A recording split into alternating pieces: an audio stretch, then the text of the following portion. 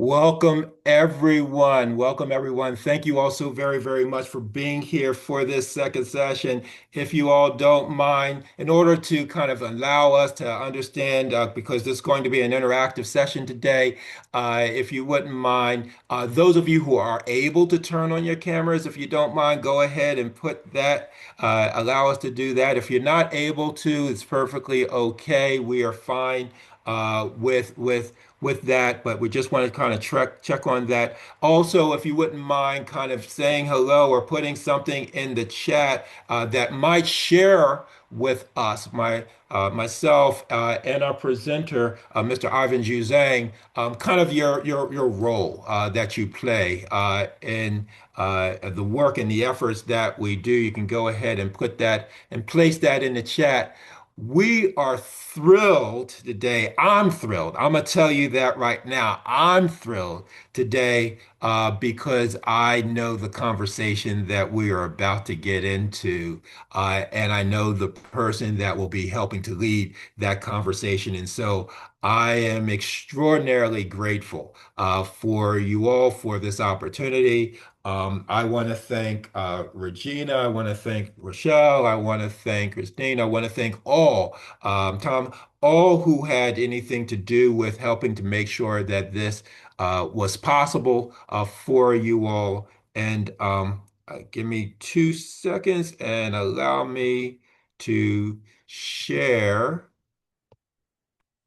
my screen. Hold on a second. If you can, let's see. Are you all able to see my slide?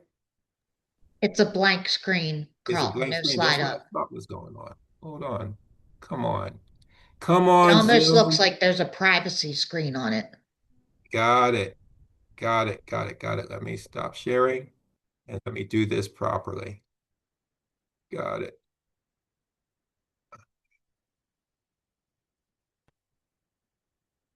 How about now?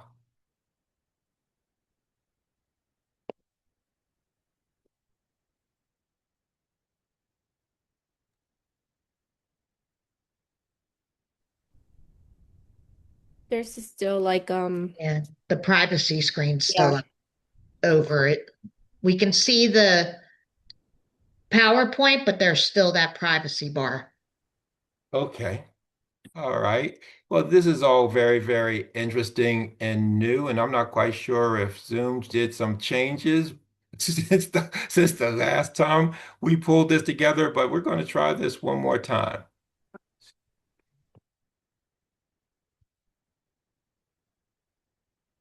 What do you got now? PowerPoint with that privacy screen at the top, but it's readable, Carlton. So I think we can keep going. I'll let you know if it blacks out. All right. Are you able to see one screen? Or are you able to see my preview screen? I'm sorry. Just the one screen. Phenomenal, phenomenal. Well, everybody, welcome to this Delaware Coalition Development and Family Engagement Training Series. Again, I'm very grateful for the opportunity. Thank you so very, very much for allowing CAC to help to lead the series of conversations that we've been having for the last several weeks. And we have a few more that we are yet to get through. This training series is really, really designed with you all in mind. And I really am grateful to Regina for helping to shape this and to help us to think through um, content that we thought would be of some use and some value to you all. And so I really want to say thank you to everyone for your participation in this. In this session, we're into our third training series, training experience in the series, focusing on families as protective factors. And the real objective here is looking at ways to provide you all with some skills, some tools, some tactics around population health communication, which really focuses on engaging specific, harder to reach members of our community to address the issues, to engage with our programs, our practices, the policy efforts that we have going on, and to really highlight an emphasis on family and father, particularly engagement this with this session. And so I am thrilled to have a great, great friend and an extraordinary leader here nationally. I'm really thrilled that we've been able to attract some of the leading experts in behavior health to be a part of this series. And if you aren't able to attend any of them, all of them are going to be made available to you to access the videos of these sessions, and you can be free to share those videos. Information will be provided to Regina and the Family Services programs to be able to share with you all after each session. But I want to introduce Ivan to you. He is one of our nation's leading expert in health communications and social marketing. Spent and We were just talking about the fact that our lives have crossed paths over decades. Spent more than some 25, 30 years now with firsthand experience working on health disparities, public health issues affecting low income, underserved, and often devalued communities across America. Ivan's work focuses on how service providers, community-based organizations, coalitions, and the public health community can present trauma-informed and culturally relevant health information, including primary prevention, in such a way that lifestyle changes are sustainable in the context of an economically challenged and stressed out life. Me Productions specializes in community-centered approaches that acknowledges social determinants of health, honors personal assets and resiliency, infuses protective factors, and embraces trauma-informed strategies. Me has been engaged in this work since 1991 in low-income urban communities. And one of the reasons why I really wanted to make sure that we were able to invite Ivan to be a part of this conversation is because he's a neighbor to all of you. He's right there. Me is based in Philadelphia, and so he knows the communities that you all work in extraordinarily well. And with that, I'm going to stop sharing my screen. And this Zoom is really acting wonky on me, so I couldn't see if any of that came through. I'm praying that all of that came through. But with that, I'm going to pass this along to my great friend Ivan to lead us into this conversation. I'm going to ask you all to get as much out of this as you can, right? Ask questions, pose those questions in the chat as Ivan's presenting. Ivan's going to provide some opportunity, some time for interaction and engagement during and after his presentation. But take advantage of the opportunity that we have here. And with that, Ivan, the floor is yours, my friend. Cool. Uh, it's still morning. Yeah. Good morning, everyone. So glad to be here. Let's jump right into it. So the way we set it up is, I think we set it up this way, Carlton. I'll present our model and how we do population health, behavior health campaigns. We've been doing it for, as Carlton said, for 35 years. We're doing a number of campaigns now. So we'll share what we find to be the most not only effective culturally in terms of cultural competence, it's actually the least expensive because you're putting skills in the community. The reason why I really like being able to jump on this session is because everything we do is protective. So once Carlton showed me the word protective in the title, I was like, yeah, because it's really the best strategy. It's the most cost-effective strategy. So I'm glad that you guys are trying to understand how families as protective factors are key to young people and children and youth and families in whole. So I'm going to go right to my slides if I can. I just want to make sure you guys can see this. Can you see this, my screen? Okay, cool. So um, So here, we're an ad agency. My company's an ad agency, so we do ad campaigns. But if you think about that from a business model, what's different for us is we only deal with health disparities. So we're an ad agency functioning as someone that's communicating, educating, engaging communities around various health disparity topics. So the kind of questions we always ask and the kind of questions we pose to our clients is, how do you effectively engage these audiences? It's not just trying to engage fathers. It's, you're talking about fathers who have experienced chronic stress and trauma in some cases. So you have not all cases, but in some cases. So you have to kind of take into account what's going to be your worst case scenario, kind of plan for that. Anything that's better than that, obviously, that's going to just flow better through the system. How do you respectfully engage communities? And their trusted leaders. One of the things I always, because I do a lot of community engagement work, you can't determine who the trusted leaders are. The community will tell you. So you have to be engaging them because you can't designate who the leader is. You have to work with their existing leaders that they acknowledge as their leaders, and that's primarily because they're trusted, primarily because they're getting information from them. And then how do you focus on now driving them to systems that they don't trust? So in many ways, and this just isn't Black audiences, a lot of our rural white work, health work is, they don't trust institutions either. And again, then ultimately just, the conversation, like Carlton said, is for us to try to engage on how you should try to effectively,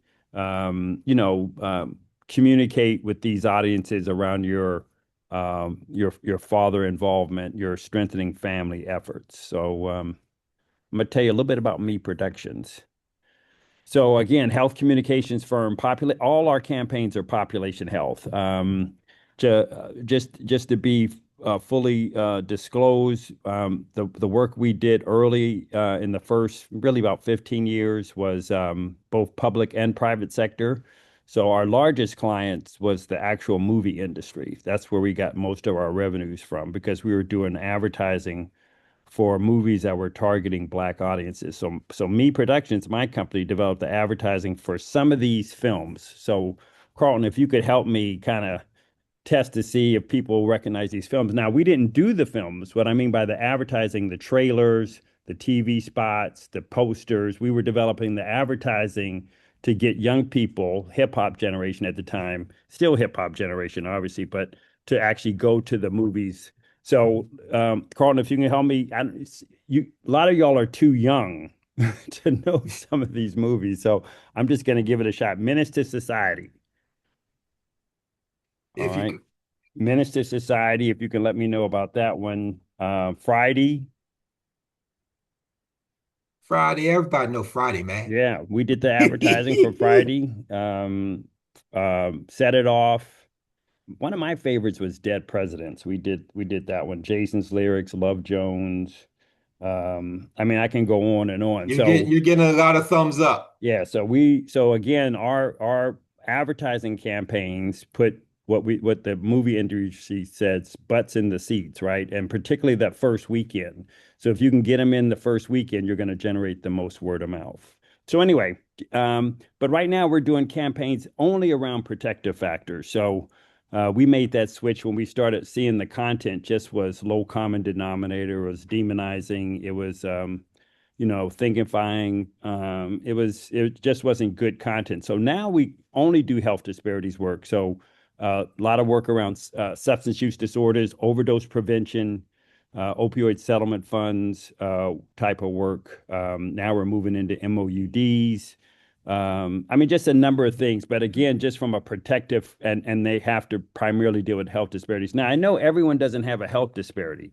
But what we've learned is getting the hardest person to go to the movies gets you everybody.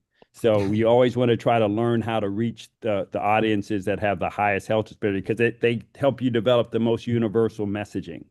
So here's our experiences again, just a range of health disparities. And I actually don't like showing this slide because it just shows you how many disparities exist, particularly in low income BIPOC communities. I mean, and it's just an indication of the level of chronic stress and trauma these communities experience, because this is how it shows up, right? This is how they're coping. So you have to understand that we see this and we have to be able to put that in context. We work with a lot of different audiences. Again, every campaign is audience specific. So we try to, it's not that you don't reach other audiences, but you have to determine who is my messaging for and what am I trying to get them to do. So we've started fathers work in the 2000s. I'm gonna share a little bit of that. So what I want me to present real quick is just our model and how we do it. Doesn't mean you have to use this model. We're just sharing you the model that we learned in the private sector and we brought over to the public sector because it works. It actually moves the audiences. It gets them information they need to make better choices. So one of the things we talk about is, do you really understand what behavior change communications is? It's social marketing, population health, as Carlton mentioned. But the goal here is you're getting people information so that they can make an informed choice. You can't change your behavior until you have the cost benefits of changing your behavior. So what we do is we try to focus on how do we use advertising, marketing, communications to do this. We're selling a movie trailer, right? So the point is we're trying to move the audience to make a different choice. And you can't make a different choice until you become informed. So this is the strategic prevention framework model. We follow a lot of that. Our model is just a little bit different, and I'll show you how it's different than SAMHSA's model. So here are the kind of fathers campaigns we want you guys to be. We've been working with, as I said, since 2000. Our first project was actually, I'm really, was proud to work with the Jimmy Carter Center. They had the Center for Child Well-Being, Child Health and Well-Being, and they wanted to look at parenting for 0 to 3-year-olds in low-income Black and Brown communities. And ultimately, the community named it, as you can see it on the right. It's called Parenting in the Real World. Kids Don't Come with Instructions, because parenting is hard. It's not as what people think. And so other kinds of parenting, particularly around their children's health, SID campaigns, just getting fathers to bond with their children is, as you know, bonding is a very powerful protective factor. Literacy and self-esteem, having fathers talk to daughters based particularly on where girls get images and information from. Of course, you're doing father's work by doing domestic violence work, because ultimately this is all modeling behavior, right? So the more you can actually do that work, you're being protective as well. Youth violence, so you can see the list here. So I think what you guys are doing is great, and I'm going to share what we've done in these cases, and now based on 35 years of doing this, how we'd recommend you kind of consider looking at it. So as I mentioned, how does behavior change happen? Behavior change requires being educated. It's all about informed choice. DiClementi's model, cost benefit. You can look at a number of models, but you can't change your behavior unless you're educated around the behavior. Education means you have to be engaged. Engage means you have to communicate. So you have to understand that you have to figure out ways to not only communicate with the audience you're trying to talk to, but rebuild trust at the same time, because you're not really going to have the conversation if you don't start and be inclusive of trying to say, hey, listen, let's check in on our relationship since we're asking you to improve your relationships.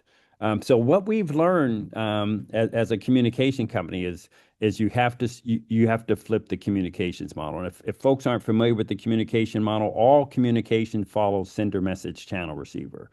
There's a sender of the message, there's the message they're trying to send, there's the channels they're using to deliver those messages, and then who they're targeting, the receiver. And our model that we learned through the movie business was flipping the model. So we always start with the receiver. We go to receiver, then channel, and we just build it out in reverse. So just if you guys can, just think about that for a minute, because I think you can apply it from the perspective that, we should target the receiver. The receiver is going to tell us what channels are best to reach them.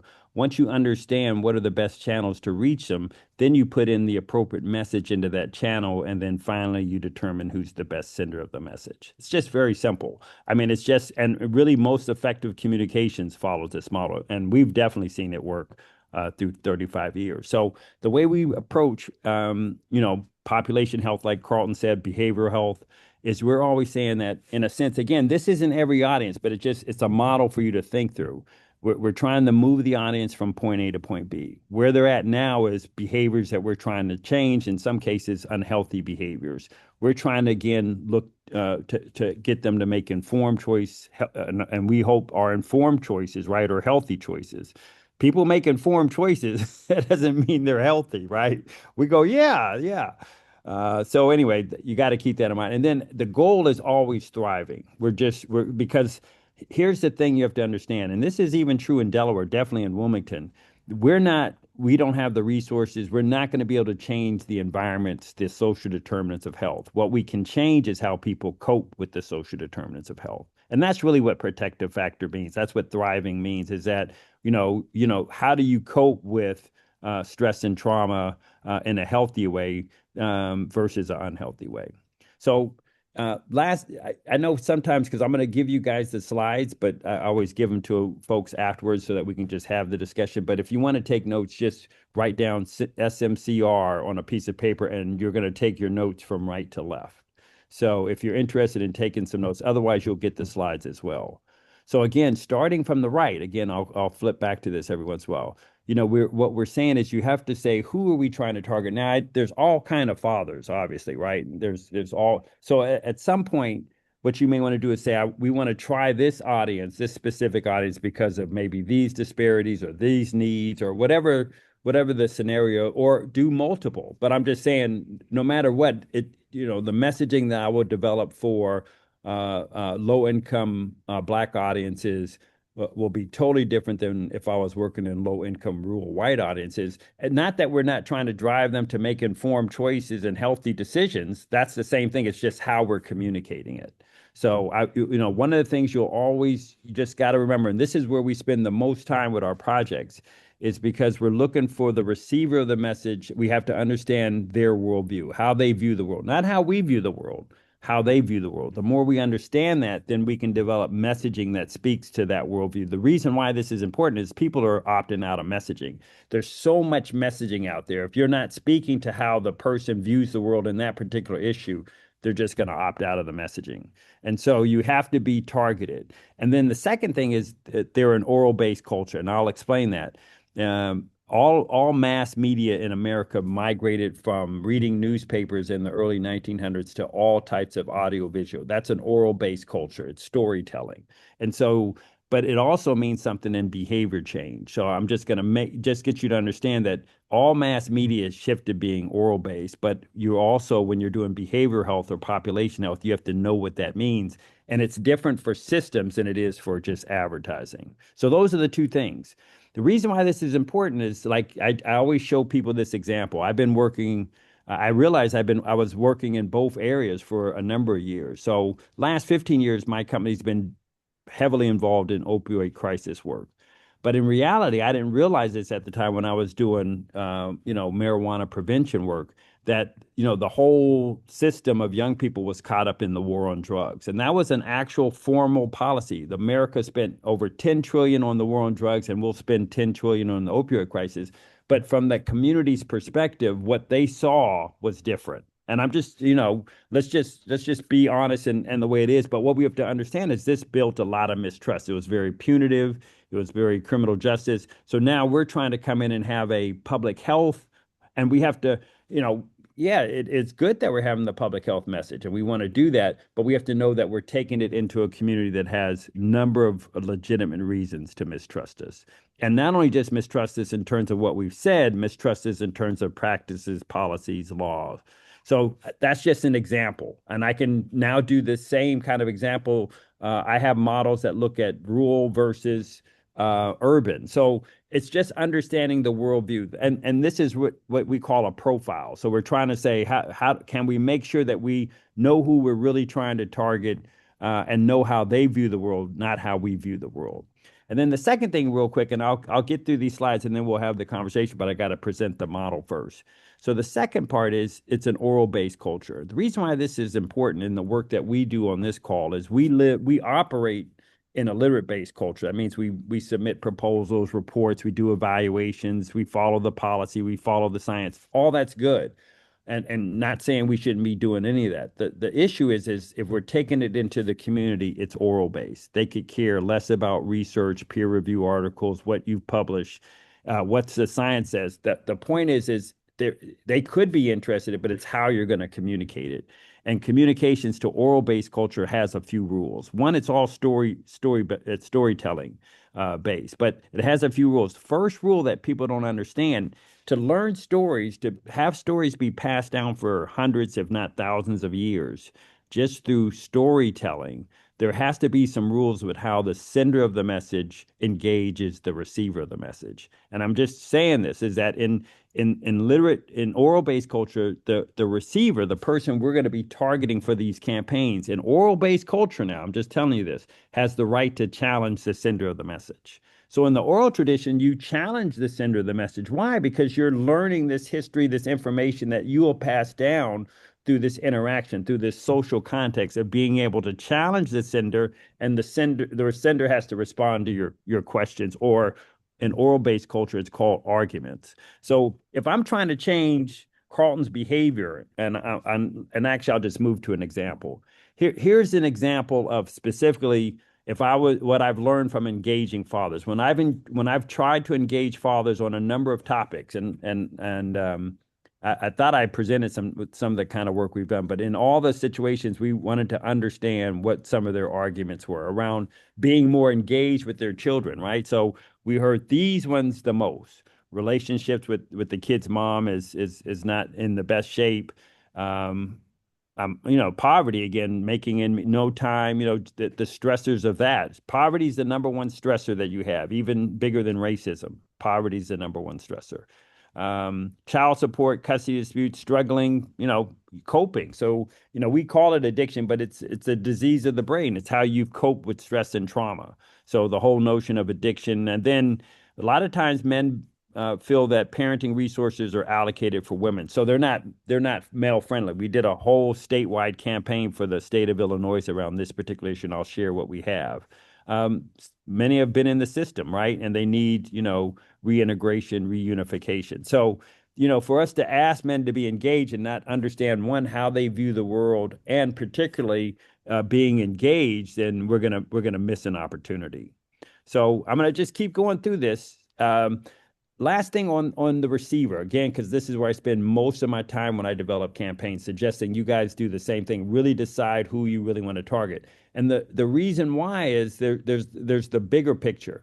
The way population health campaigns work is if I'm targeting Carlton, one, I got to speak to his worldview. If I don't, he's going to opt out. So I can't get to two or three. The second reason is now if I'm speaking to Carlton's worldview, then now I can have the conversation with him because now we're on the same page. So he's going to give me his arguments. I'm going to give him my counter arguments. That's important to his behavior change. But what I tell system folks all the time is, where does Carlton go after he has this interaction? He goes back to the community. He goes back to peer. He goes back to an oral-based culture, and his message has to be shareable. So the goal is to figure out how Carlton not only goes through this process for his own behavior change, but is in a position to share, because those exact same arguments he gave me are the exact arguments Carlton's going to get when he goes back into the community. So we have to understand this is how the oral tradition works. And so I'm trying to drive folks to the movie theater the first weekend. So I want to be able to go through this process.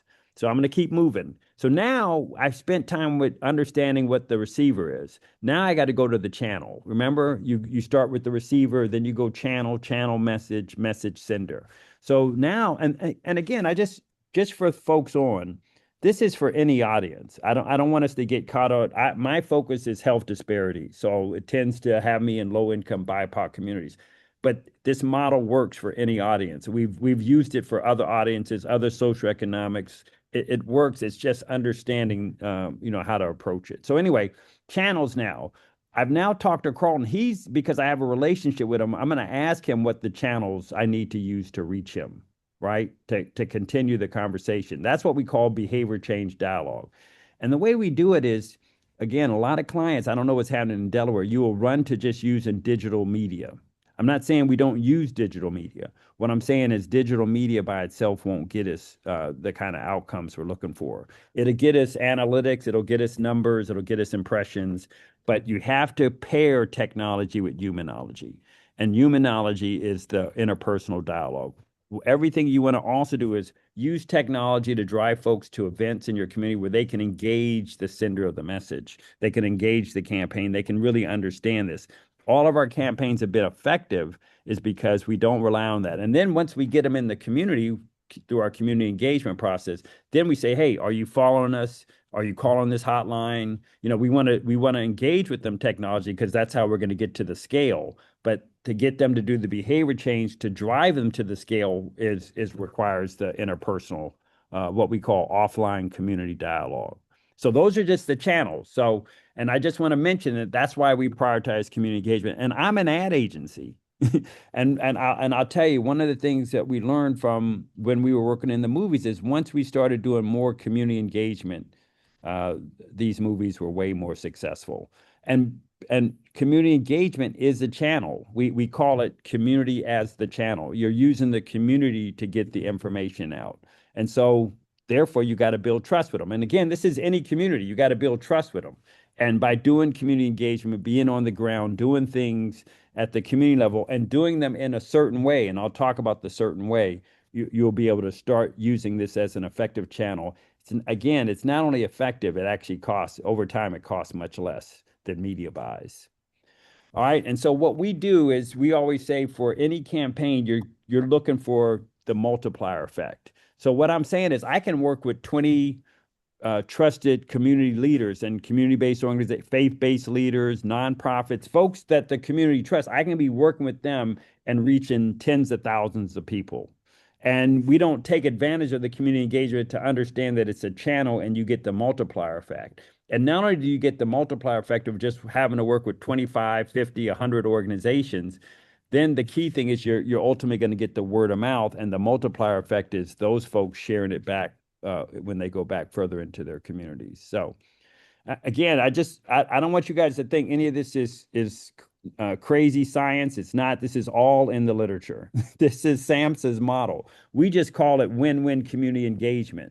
So what we're saying is that when you're doing community engagement, the community has to get a win just like you want to win. We call it an operational win, a social responsible win, and then a capacity building win. The key thing is what we learn is anything you do with community engagement is protective in and of itself because you're building capacity in the community by mobilizing it constantly. So you're automatically getting the benefit of being effective because you're putting skills into the community. So now we're going to move to the messaging. So what I'm saying is we got the receiver. Now we understand the channels. Now we're saying, well, what's the message that we put into those channels that we're going to use to reach that audience? Remember, just right to left. So what we're saying is, your content, your narrative has to be protective. And we really focus on that a lot because these communities are experiencing and get through the media all the time the risk factors. No one's ever saying, but you have strengths. And in actuality, you do. You're dealing with this and you're still showing up. So you have to have strengths. And so what we say is make sure that when and if you look at our messaging, it's all strength-based. We're not going to demonize you. We're not going to say negative things about you because we're asking you to reconsider your position. So everything we do is strength-based in that regard. We're saying dads matter. We're saying you matter. You have strengths. And we're saying that the more you're involved with your young people, with your family, the healthier they're going to be. And again, we're saying that to them from the perspective of you may not have had this kind of childhood. You may have had a more traumatic childhood. So now we're asking you to, not raise your kids based on how you were raised, what you witnessed. Most of this is learned behavior. So we're trying to give people the information to actually unlearn something that they watch other people do as a way to cope with stress and trauma. So I'm telling you, take a strength-based approach. What it means for the providers that are on the call is that you have to start, if you're going to be in the community, particularly fathers, particularly men, have to feel that it's a safe space. Most systems that they go into obviously have been punitive, have been, and may have even been penal, right? But the point is they don't feel comfortable coming into spaces. And so we've done a lot as a company over the last really 15 years to say, how do we create safe spaces for men to kind of vent and breathe? How do we create safe spaces for men to heal and recover, reunify? But you have to have spaces for them. And so what we do is we work with these trusted messengers, trusted leaders, trusted community-based organizations to help us create those safe spaces. That's all protective, right? So those are things that you can do. At the root of it all, and I'd like to spend more time on this, but I just don't have the time. It's really the content. So what we're saying is on the right side. You have to tell both parents and get parents to tell their children the following things. You got to be connected. You got to be connected to people who are non-judgmental, who care about you. So we say that constantly, that it's social connectedness, it's village, it's those kinds of things. Second thing we say is you got to take care of yourself in the moment of a crisis. Crisis is going to happen. It's not if, it's when. And so we do a lot of focus around wellness practices. If I go into suburban communities and I talk about self-care, they all know what that means. Very few people in low-income communities really understand, taking care of yourself, wellness practices that are going to help you again, live in an environment that has a lot of constant stress and trauma. So we focus on that. That's and then thriving, having a plan. People don't realize, and you can look at all the mental health literature, teaching communities how to have a plan is a protective factor because things are going to shift. And the more you plan, the more you're way more comfortable and open to going to a plan B and pivoting because you're always updating your plan. That's actually the kind of messaging we give to males, to fathers. And then finally, how to navigate systems, because in many cases, systems have been traumatic for these communities. So we're saying that, hey, you may have had a bad experience before, but your tax dollars pay for this. Go back into it. We'll help you navigate it. Here are the steps for how you get services that your tax dollars pay for. I mean, we say that openly, and we say, listen, you have the right to these services. They're here for you to leverage them, to use them, but here's how to navigate them.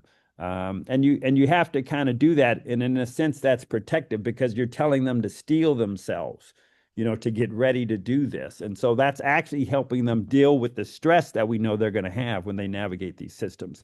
Now, again, I'm just mentioning the science. There's clear science on this, you guys. CDC, SAMHSA, NIH, APA. Risk factors are not predictive factors because of protective factors. So you have to be, ultimately, your content has to be promoting, how do you minimize trauma? How do you recover faster and be open to accessing treatment, get services. And the key thing I want to let y'all know is that it addresses multiple disparities. We're siloed in terms of our work. So violence prevention is separate than, alcohol, tobacco, other drugs, separate than suicide, separate than children, youth, and families in many ways. How to, understanding that you can get your objective met, but you're also addressing other health disparities. So taking a protective factor approach kind of lifts all boats on the lake. So that's why, as an ad agency, as a population, we're trying to always look at what's the messaging that's going to help us, effectively communicate protective factors. But again, I just want you to know clear science. And the science shows three things that, if you have these protective factor skills, you'll have no mental illness disorders. I mean, that means you can actually experience stress and trauma and not develop a mental illness. That's how protective that is. But most situations, you at least recover faster. Very rarely are you going to have no mental illness disorders if you have constant stress and trauma. But it still helps you recover faster. It's sad that we have to say that, but it does help people recover faster. And then some people are going to need treatment, particularly around sexual assault. So we always have to promote the best modern and in some cases ancient treatments, because this has been going on for forever, right? So the key thing, though, this is what Carlton and I talk about, is how do you sell protective factors? This is all primary prevention. This is primary prevention. This is upstream. It's basically saying that the best way to help these communities is to be proactive, not reactive. We're trying to inoculate them. It's not if trauma is going to happen, it's when it happens. So you give them these skills, helps them recover faster. So again, this is the kind of stuff. And if you do this, if you look at these kinds of messaging, and I'm a company that's done all of these movies, and I'm saying this is the movie we have to be selling because it's the only one that's going to put skills into the community. All right, then who's the sender of the message? So the sender, what we always say is that the more you can have shared experience, that's good. So we look for folks, it's this peer-to-peer communication, basic peer-to-peer communication. You're looking for someone that has the lived experience and they know the argument and the counter arguments. So we work with them to develop messaging. But the key thing is that they're open to being challenged. They're coming from an oral-based culture. So if you go to community events, you can always, if you just watch the community, you'll see who's open to being challenged because that's who the community is going to gravitate around because they're not insulted about it. Being challenged in oral tradition is a compliment. They're saying you're worthy of discussion. We throw it out by saying, I'm the expert. You're not supposed to talk to me. So we lose the opportunity to have a discussion. So this is the notion of being challenged. It's very important in our work. So again, just real quick, peer-to-peer, there's all kinds of peer-to-peer communication. We use a lot of testimonials. This is where we use digital media some because you can do testimonials, you can do fathers talking about it, but we always try to get fathers who are recovered from whatever the issue is so that they can tell the story that, hey, you can have been at point A, but you can also be at point B as well. So those are real life stories, and they usually include both the arguments and counter arguments. And then what we tell the providers is you got to create safe spaces.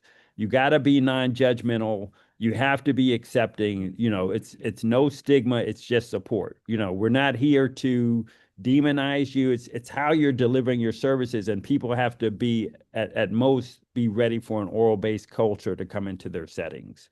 If you're open to being challenged, then the community is going to be open to having a relationship with you. So that's really where we're at, you guys. I'm going to summarize it here. You'll have access to all these charts through Carlton, of course. But the last thing I wanted to tell you, and this is as a father. So I'm a father of a 22-year-old. One of the things I had to learn as a father was that you have to identify other non-father figures to be involved in your kid's life. This is really the kind of upstream stuff. And we learned this, you guys, from our work doing addiction, reducing overdoses, and getting people into recovery. What we learned is that some folks aren't ready, right? But the more you mobilize their support group, chosen family, close friends, social supports, then when that loved one is ready, then you can help them on board. And then secondly, people forget in addiction, what happens after you go to treatment? Where do you go back to? You go back to family. So the more we can educate family about being a social support, I think this is the model we should consider for trying to engage fathers. We may try to engage them through folks who have trusted relationships with them because there's not a lot. So we may have to look at ways to do that. We got this from the Connect, Protect, Recover campaign. The low-income BIPOC communities were overdosing Carlton 3 times the rate. We made that even, and then we totally the county was only averaging 62 intakes a month. We got it to 150 almost, and we flipped it from 2/3 white males to 2/3 black males. Not that we don't want white males, the actual number of white males actually increased. It's just that we were also trying to get the audiences that was most in need just by doing a targeted campaign. And so we were able to actually flip the numbers within 18 months. So this is called the Connect, Protect, Recover campaign. And here's our movie trailer, right? Your loved one deserves help. You deserve peace. We provide both.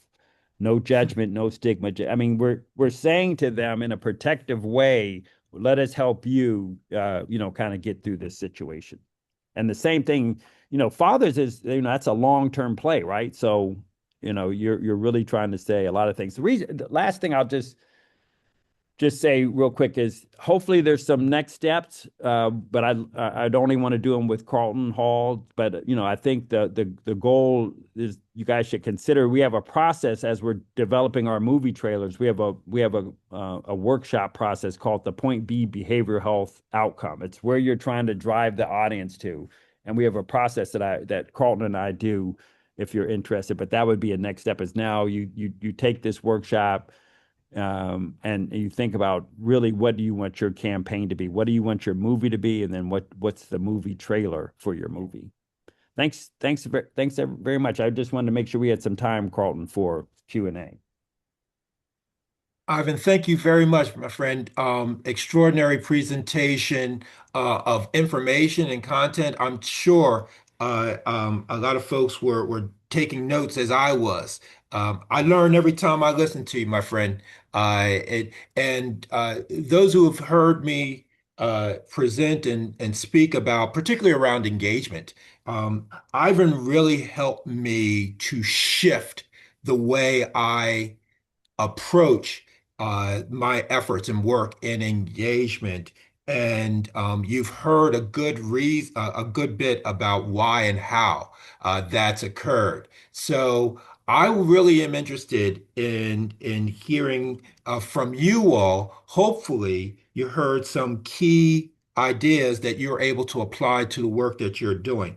Ivan, one of the things that you really shifted my viewpoint on, which I think really has some relevance with the folks here, is you helped me shift and my thinking from thinking that the goal is about engagement only to the fact that the goal is really about how do we help folks make informed choices, right? Which is a completely different outcome, right? And engagement is the way to that. But the goal is we're really trying to shift folks' behavior through the means of selling to them that there are informed choices that they need to consider, right? And so Yeah. I'm really struck by that, and particularly as it relates to the engagement of fathers and family members. So I'm curious as to one start off question to you is how do we begin to think about you have folks that are here that are working from the systems level, you have others that are working at the community and the private provider level. How do we begin to think about starting with the receiver, right? I get that, but pragmatically, how do we begin to think about that? And I'll ask you to chew on that. And while Ivan is answering that, folks, I'm asking you all to engage. You can do so by writing things in the chat, or you can raise your hand and we can acknowledge you, and you can please just come on board. But please engage in this conversation. So back to your comment real quick about what we're really doing is informed choice. The statement only one slight enhancement would be we're trying to develop the relationships. We're trying to develop community relationships to have this informed discussion conversation. And it's funny, Carlton, because we used to always say the communities don't make bad choices; they make uninformed choices. We let the media believe that they're making bad choices, but if you don't have the information to change your behavior, which is informed choice, it's just not going to happen. So we try not to demonize. We just say, hey, how do we get them information that enables them to make an informed choice? And so I would also say the way you could look at deciding who is your target, again, it's not to exclude anyone. It's just sometimes you prioritize based on disparities, you prioritize based on science that you got. It may be some health data that's coming out. And you can always look at that as the pilot. That's the outcome. But at the end of the day, even in that project, you're developing relationships with the community that you want to. I always say that you want to try to have the next conversation and the next conversation. You're starting with one conversation, but if you start developing meaningful relationships in these communities, they're willing to have this conversation, and then they're willing to have the next conversation around informed choices. And they know that you're a good source of this data because you have my best interest at hand. Excellent. Thank you, man. I'm going to ask you if you wouldn't mind, Ivan, if you would stop sharing your screen, and Sure. so we can bring up everybody. And and those of you who are able to come on screen, please do so. Here's the opportunity to engage questions or comments or things that you thought was of note. So the floor is yours.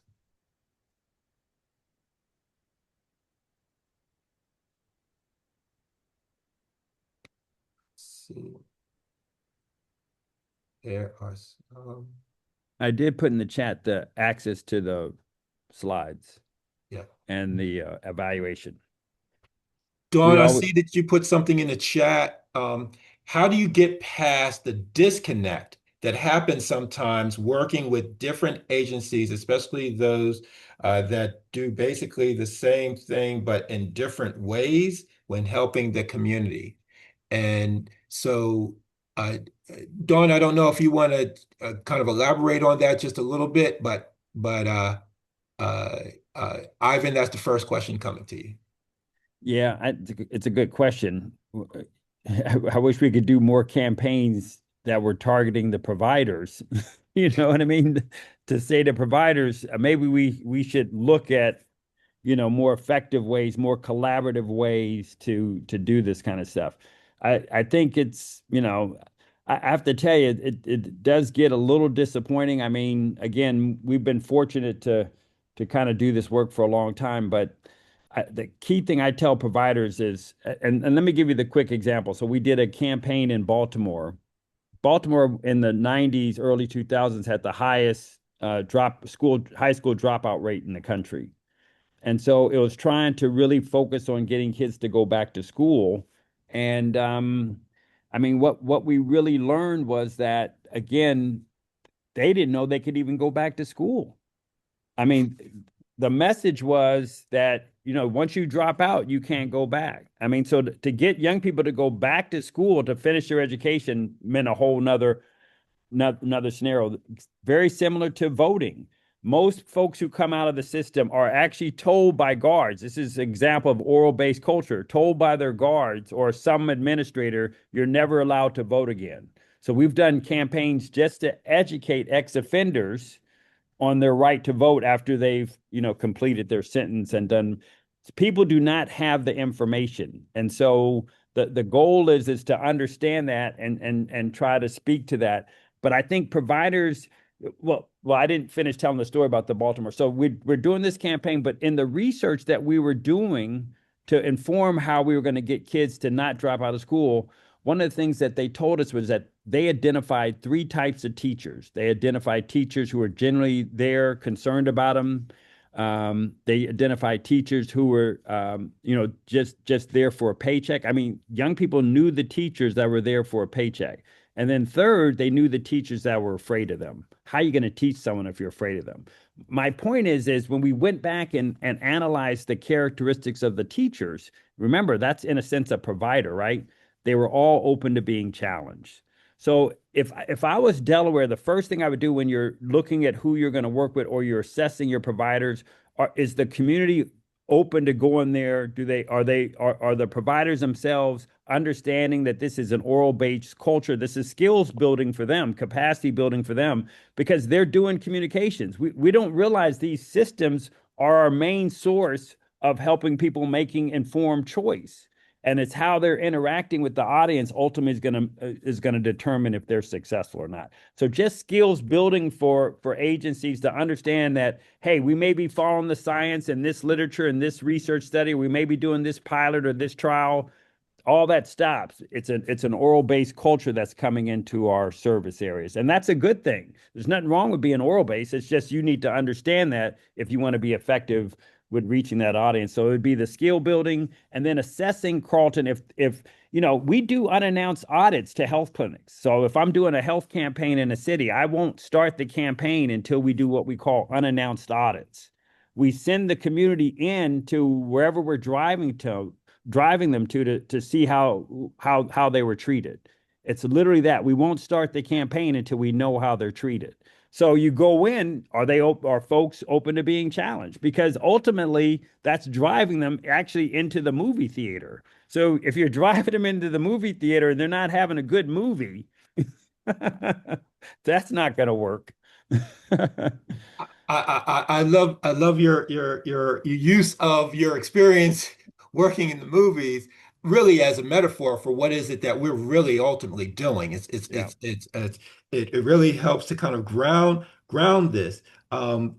This whole notion of how do we sell protective factors, right, is really kind of what this has gotten to be about. And this particular session was really about how to do that with fathers in mind. I'm very curious as to those of you working with those that you serve, who you all find as the hardest receivers to reach, right?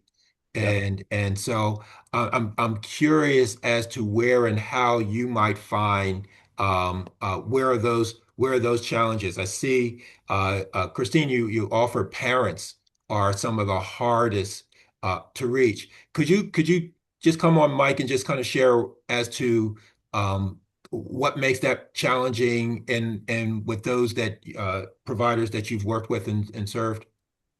I think parents specifically, and I use this across all genres, right? So, even in early education, when childcare providers are trying to engage with parents to get programming, parents want to come in and they want to get out. They don't want to stay. And then when you include it as a prevention piece or um, something that's beneficial, they either A want to be fed, which I know under my grant they cannot be, and they don't want to take the time to sit and listen. And you don't want to give them papers because what do they do with papers? They pick it up, they glance at it briefly, and then it's tossed. Yeah, that So ain't working.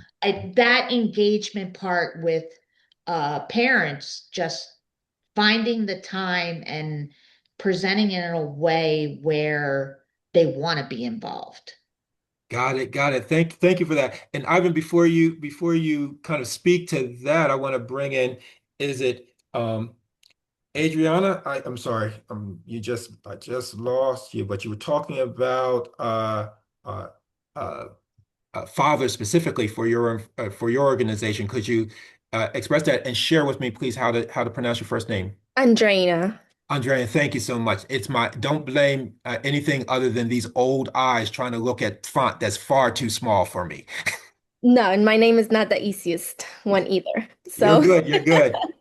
but yeah, for us, like, we are also providers for the fatherhood program. However, like reaching out to fathers has been the hardest challenge since most of our community, like the fathers, like Maribel explained, they see their role only as providers. So their only role is to go to work and make money, pay the bills, and that's it. So, so I feel like having a program, even with things that might be attractive to them, like they don't want to come out and after a long day at work, unless like it includes like if we include the mom, we have seen that the mom pushes the dad to come, and it's not because dad wants to be there.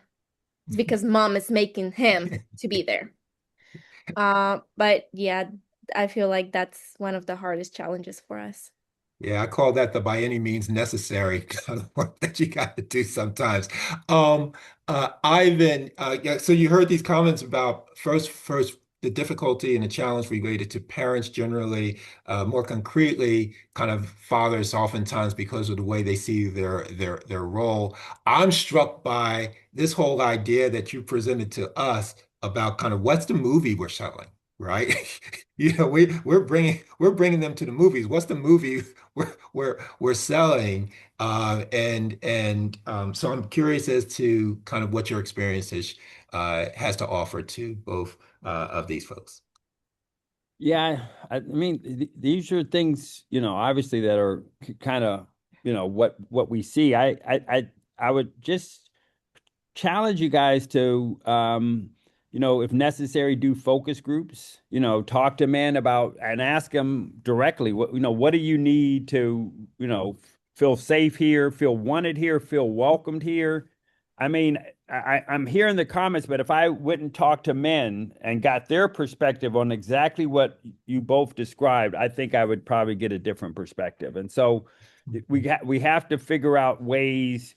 None of this is easy. So don't look to this to be easy, right? So we got to just kind of start the building the relationships with organizations because men do show up places. They may not, they're saying, I don't have the time here, but they got time to watch sports. They got time to hang out with their boys. They got time to drink a few. I mean, people make choices on what they want to do with their time. And so, we got to be, I always say we have to be more competitive. Like we have to say, how does our message compete with their message? And so I'm just saying, think about it. And, I never go into a scenario trying to make folks listen to me before I listen to them. I do a lot of listening. I'm literally a professional listener, and I think it's because I listen so well. I understand how they view the world. I understand what their arguments are, and then I'm able to counter argument. And by countering you guys, it's not forcing them to listen. We're having a conversation going back and forth. And over time, I get them to the outcome I want to get them to. But it's just how do I start the process? And so I started by developing relationship. Remember the teacher that the kid said they relied on the most? Again, it was the teacher that was open to being challenged. And I'm going to tell you this. It was not only open being challenged, that's the one they repeatedly went back to because they're finally saying, here's a person that I can have a relationship with. Here's a person that's not judging me. Here's a person that's talking with me. So I think we have to take the time to find those sources. They're there, you guys. We got to find them, tap into them, and give them the capacity to do their work because that's that social ecological model. That's where I'm helping the family. So I'm helping those who support fathers so that they can Yes. support their Yes. families and their children. So I may not try to go directly after the father. I may try to look at what's that ecosystem to the father and use that. And not only use that to engage the father, but that's who the campaign may target to say, hey, listen, and remember that's protective because whether once our campaign's over, we've put those skills into the community. So now we've created those relationships. So it's, everything can be protective, everything can be culturally competent, and everything can be cost effective. These are, you guys, from what I learned with the movie stuff, this is not only the best stuff, it's actually the cheapest stuff. This is what corporate America is trying to do. I'm just really sharing something. They're trying to buy community-based organizations, nonprofits. They're trying to get as close to the audience, the humanology as possible. You guys already have the humanology, and we're not leveraging the fact that we actually have more opportunities to do the behavior change work. Media, advertising, big corporations would love to be where you guys are because you're closer to the audience than they'll ever be. That digital stuff gets you reach. It doesn't get you impact.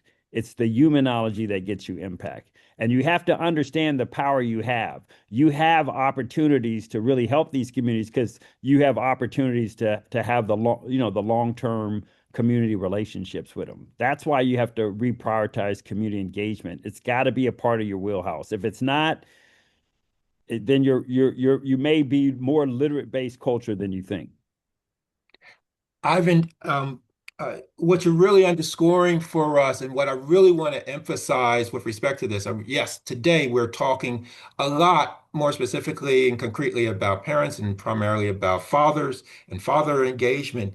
But the tactic that you're really sharing with us is our need to understand their ecosystem, right? Yeah, And that ecosystem that you speak to is really where your whole presentation around determining the message, determining the channel, determining who the sender Cinder is. of that Exactly. message and Yeah. the use of those channels ought to be if we're serious about engaging these harder to reach populations, because that's where trust is cultivated. And we can't Right. do anything. Fathers come to Right. places that they trust, Mm-hmm. right? They don't trust places that make them feel in something other than accepted for who they are and the role True. that they Yeah, play and what non-judgmentally. they know and who they understand. But they do trust folks. And so it's our responsibility to identify who are they trusting, how do we engage them in this conversation of protective factors and make them a part of what it is that we're doing. Is that what I'm hearing? And the reason why is one, you guys, that's a channel. It's a channel to reach the audience. It's a channel, and it's the most cost-effective, culturally relevant channel, and it gives you an opportunity to have the next conversation and the next conversation. This isn't a one, I have to, I'm just being honest that I was mentioning this, the work I did in Baltimore. I did another project there like 15 years later, and we actually went out and talked to Black men about how to reach them with certain messaging, and on their list of channels was peer-to-peer conversation. That was number one. On the bottom of the list was transit ads.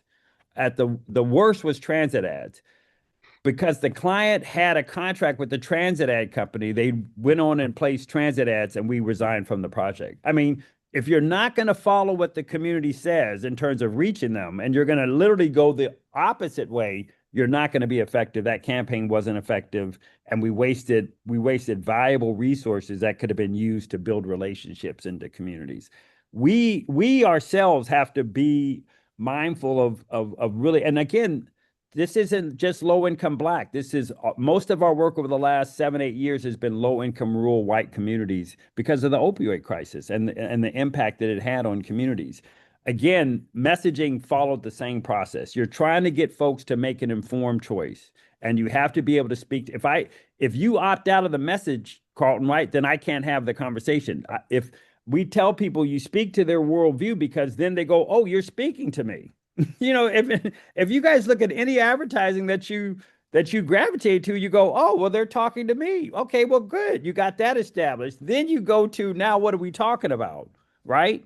And so it's important that people understand this. So we always say, the key thing is I can't have you opt out first. So I opt out. Then the second thing is, then I ultimately have argument, counter argument with you. And then realizing, Carlton, you go back into the community. And if I've done a good job, I've given you a shareable message. That's how I won in the movie business. I had young people leaving theaters talking about the trailer they saw. And what did they do? They went right back to their friends and said, man, you got to see this movie. And not only did they go two, they went three, four times. We had kids going five times to Friday. It was a cult classic. Now, what was the messaging? I mean, and we got to remember, this is storytelling. That's really all Friday is. You can get caught up into whether you like it or didn't like it. It was storytelling, conversation with argument, counter arguments to young people around marijuana use. That's literally what, as you know, that's literally what it was. And it said, make this informed choice, right? So we can have the same kind of conversations, but you got to have a relationship with the community. And it's any community you talk. If I'm in the Asian community, if I'm in Latino community, like we do a lot of work in Latino community, we just use this model, but we let the community use the model, because there may be different Spanish spoken, there may be different community leaders. It's all based on just using the model to be effective for your popular. And I love how, and I always forget to say that we're in the population health business, but that's you're identifying a population, and then you're targeting them to go to your movie. Um, uh, if we don't get anything other than this from your presentation today, I think it's it'll be a huge boost to our efforts using the community to get the word out, right? Not seeing it as only our responsibility to be able to do that. In fact, if we see it as our responsibility to have to do that alone, we're missing the point and we're Yep. not going to be effective. Yep. Um, we had the schedules in a way to allow for this kind of dialogue and this kind of um, uh, conversation and question. Are there any other thoughts or questions from anyone else before we kind of move this to a bit of closure here? And I offer to Regina some final remarks before we kind of move on. Any other questions? See, when you offer the option, folks make an informed choice. I see what's going on here, y'all. I see what's happening. Ah, that's good. There, yeah, that's the informed choice. Hey, listen, in the slides though that you guys get, you guys, we put a lot of the case study, some of the work. We have tools to talk about engaging men and fathers in there as well. One is one called Successfully Mastering the Journey by Dr. Joseph White, a renowned psychologist who looked at fatherhood stuff, male stuff. Suleiman Noordin, who we have a video on him where he talks about creating safe spaces for men and how do you do that. He also really spends a lot of time talking about, how do you just talk to men about addressing some of their issues around toxic masculinity. I mean, nothing wrong with masculinity, but long as it's healthy, right? So, we have different things like that. I think, last thing I'd like to say is, parenting is a generational thing. So I learned from my father, right? He learned from his grandfather. So, so I look Amen. at my son. So sorry. It's because I jumped off and I said, let me just jump back on in case you guys are still going on. Okay, no, all is good. Sorry, guys. You take care. Thank you, Naisha. Anyway, so you guys know this is generational. It's not easy work that you're doing. So you got to be able to engage men into changing, probably in many ways, unhealthy behaviors that were learned. We're not blaming anyone. It's just that this is how people were taught. This is learned behavior. That's the biggest population health stuff you're going to be dealing with. Is always learned behavior, and we learn from our parents, our grandparents, and then we model those behaviors to our kids and grandkids. So we're always working on making informed choices in this area, all of us. So Yeah. we're all trying to figure that out. How do you become a better parent no matter what your age is? Um, uh, Ivan, you've kind of been in this field for more than 30 years, doing what it is that you're doing across the country. It has been a real privilege to me to be able to be a witness to a good bit of that work and see the evolution of it being applied as passionately, as consistently, and with the conviction that you bring to this, which is more needed now, in my view, more these days than ever. And so thank you so much for Thanks always for your having me. willingness to partner. Shelley, I'm very, very interested and curious a lot of times with respect to kind of how this kind of works from a systems perspective and kind of looking at these needs. And so it's really, really interesting and curious to me kind of real how these conversations gets translated kind of as you're looking at supporting the providers. And Regina, thank you so much for the opportunity. I want to turn the mic over to you for any closing thoughts or comments or anything that you would like to say. Thank you for extending the invitation. Well, thanks for offering this training to both of you, Ivan and Carlton. Good job, and thanks for everybody who attended. Hopefully, you guys will keep going with the series. That's about it We for me. We appreciate it. We're going to get the information out to you all. Ivan kindly agreed to share his presentation. In that regard, that'll be a part of what it is that we offer and submit to you. Thank you so very, very, very much. It's always wonderful to see you all. The next time we get together, it's actually going to delve into this conversation of protective factors and its relevance in relationship to family and family engagement, even more so with a full understanding of protective factors. I am extraordinarily happy to share that our great friends from TTJ are going to be joining us, and we have a wonderful, wonderful presenter on next time. And so please get the word out. We're going to get the information out to you all for all the registration information. Thank you so much for everything that you choose to do and for allowing us to be a part of your journey. Take care and God bless you all. Thank you. Later. Talk to you soon. Bye. Bye. Bye.